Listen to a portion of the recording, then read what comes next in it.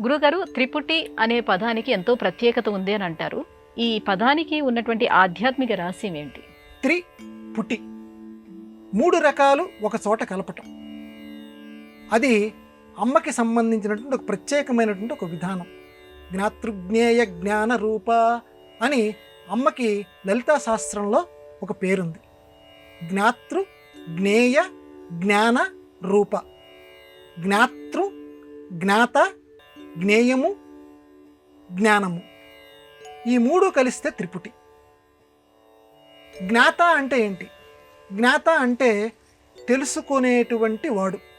నాకు విషయం తెలుసుకోవాలని ఉంది, ఈ త్రిపుటి అంటే ఏంటో తెలుసుకోవాలని ఉంది, నేను జ్ఞాతనవుతాను. తెలుసుకోవాలని ఎవరికైతే ఆసక్తి ఉంటుందో వాడిని జ్ఞాత అంటారు.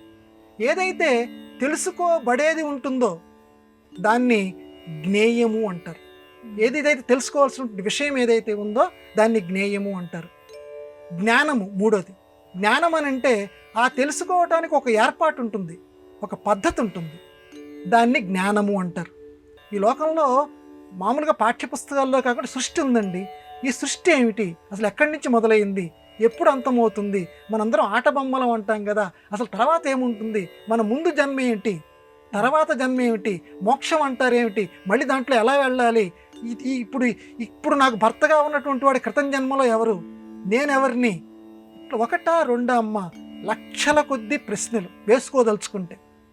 అట్లాంటి ప్రశ్నలు వేసుకోవటాన్ని దాన్ని జ్ఞాత అంటారు. తెలుసుకోవాలి అనేటువంటి ఉత్సాహం ఎవరికైతే ఉంటుందో దాన్ని జ్ఞాత. జ్ఞేయము తెలుసుకోదగినటువంటిది, జ్ఞానము తెలుసుకునేటువంటి ఏర్పాటు. ఈ 3 కనుక కలిస్తే అప్పుడు నీకు తృప్తి ఏర్పడుతుంది, నీకు ఆ సిద్ధం. ఈ 3 కూడా సాధ్య ప్రక్రియలు.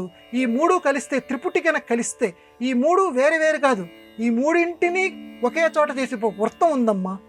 ఈ వృత్తంలో ఇప్పుడు మామూలుగా అయితే రోడ్డు అయితే ఇక్కడి నుంచి మొదలై ఇది మొదలు అది చివర అని చెప్తాం రోడ్డుకి. కానీ ఈ బ్రహ్మాండం అంతా కూడా, ఈ ప్రశ్నలమయం అంతా కూడా ఒక వృత్తంట. ఇక్కడి నుంచి మొదలుపెట్టి ఎక్కడ మొదలు పెట్టామో మళ్ళీ అక్కడికే వస్తుంటుంది. ఇది ఒక వృత్తం అంటారు. కాబట్టి జ్ఞాత, జ్ఞేయము, జ్ఞానము, జ్ఞాత, జ్ఞేయము, ధ్యానము, ఇవన్నీ కూడా ఒక వృత్తంలోగా నిన్ను నిబంధిస్తుందట అమ్మ యొక్క కరుణ గనక నీకు ఏర్పడితే. త్రిపుటి సాధన అంటారు. అంటే ఇవన్నీ మన గందరగోళపరిచేటువంటి ప్రశ్నలు.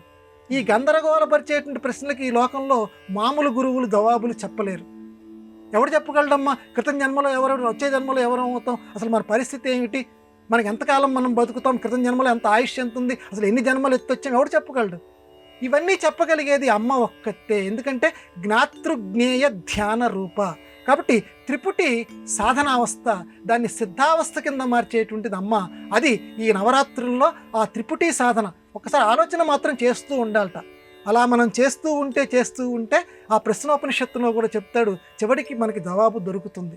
ఈ త్రిపుటి సాధన ఎలా చెయ్యాలన్నది కూడా పెద్దవాళ్ళు చెప్పారు.